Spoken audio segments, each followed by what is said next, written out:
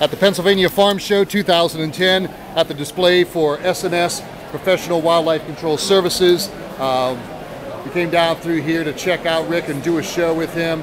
This is the great display that they have on track down here every year at the farm show, with loads of material. As you can see, all the material that they have here. Of course, the book, we'll be talking about that in future shows. Q&As on basically on every kind of creature. And there's the patriarch of S&S right there. Thank you very much. All right, this is my favorite area. Well, let's start right here. Crystallized bat urine. Yeah, I don't know if it'll show up on the camera, Michael, yeah, it does. But if you see all the little sparkles, oh yeah, that's just ammonia salts. And this came out of a church. We see it in houses, but in the church it was particularly cool. It was over a foot long, like a stalactite from a mineral deposit. Oh, so it was hanging. Okay. Which obviously it is. So this is from decades of bats urinating and it just drying up. So this is the stuff that creates the odor in a house. More than the guano, the poo does, the urine, the ammonia salts, and all that are the ones that really stink it up. This is the back of a plaster wall. Oh my goodness. So this is an old farmhouse, and we got rid of the bats, and of course to get rid of the odor, we had to tear the walls out. Yeah. This stuff is just locked on. This is guano and urine.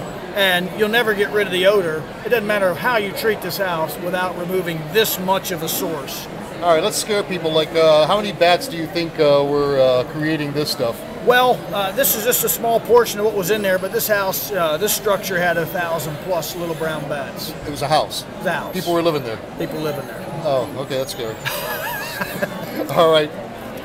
We talked about the damage that these critters and creatures cause. Why you may think they're cute, and like we had the one lady, she goes, "Oh, he's in my wall. I just let him stay there for the winter. He won't bother anybody." Well, this is some of the damage that these animals do. Now, this is aluminum fascia. Aluminum fascia on the side of a house, and this is what the urine salts from a bat will do to it.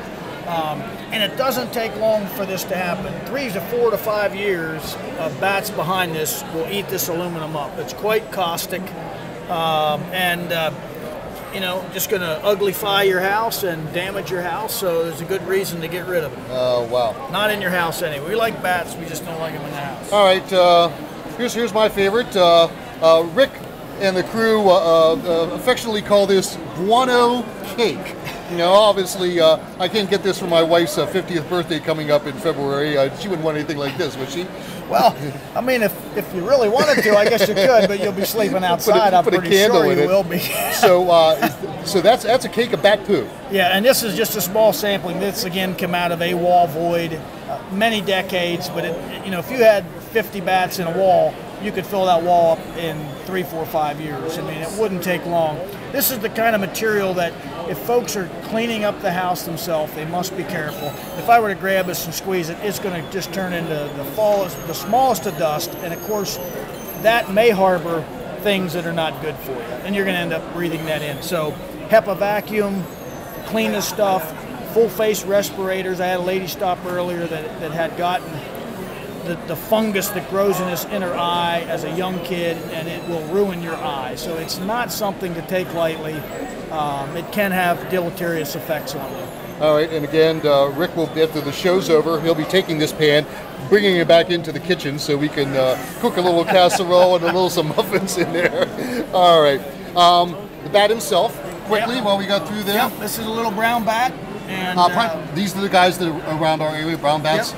Yep, big browns and little browns, and you can get some idea on his size. That's an average size. They get a little bigger than that, and a big brown bat would get almost twice that size. But that's what folks are seeing cruising around the neighborhood. Okay. Beautiful. All right, get a picture of Rick Shadel here. This is Rick Shadel, S&S Professional Wildlife Control Services.